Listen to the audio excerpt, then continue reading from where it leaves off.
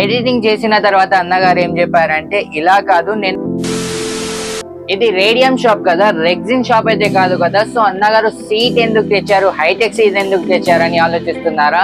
So జరిగింది ఏంటంటే 23rd of night అన్నగారు కాల్ చేస్తారు. కాల్ చేసి ఏం చెప్పారంటే, నేను మీ ఇన్స్టాగ్రామ్ లో వీడియోస్ చూస్తున్నాను, ఫాలో అవుతున్నాను, సో నేను మీ వీడియో చూస్తాను, సీట్ ఫ్లెక్స్ అయితే తయారు చేశారు కదా, సో నా కోసం కూడా ఒక సీట్ ఫ్లెక్స్ తయారు చేయాలని ఆర్డర్ ఇచ్చారు.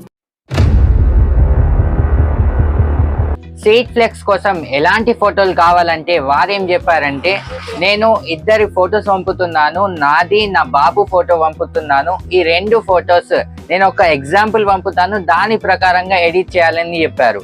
సో నేనేం చెప్పానంటే, అవునండి చేసేద్దాం, మీరు ఫొటోస్ అయితే పంపండి అని చెప్పాను. సో ఫొటోస్ అయితే పంపారు. సో ఎడిటింగ్ చేసేసాను, చూస్తున్నారు కదా.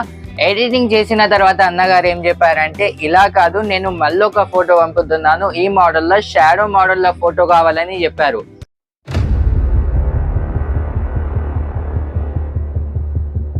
దాని తర్వాత దాని యొక్క నెక్స్ట్ డే అన్నగారు మళ్ళా కాల్ చేశారు. కాల్ చేసి ఏం చెప్పారంటే, నేను ట్రైన్ కి వస్తున్నాను, జమ్మికుంట నుండి వస్తున్నాను, సో తొందరగా పని అయ్యేటట్టు చూడండి అని చెప్పారు.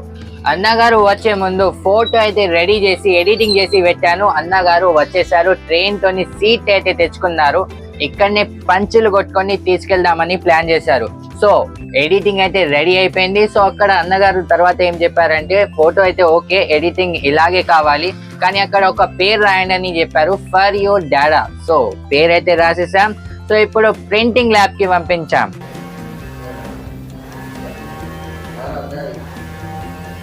ప్రింటింగ్ ప్రాసెస్ కంప్లీట్ అయిన తర్వాత ఆ యొక్క సీట్ మరియు ఫ్లెక్స్ ని తీసుకొని రెగ్జిన్ షాప్ కి అయితే వెళ్ళడం జరిగింది. రెగ్జిన్ షాప్ లో దానిని పంచెస్ కొట్టి లామినేషన్ అయితే చేయించడం జరిగింది. సో దాని తర్వాత అన్నగారు ఆ యొక్క సీట్ ని తీసుకొని మన షాప్ కి వచ్చారు.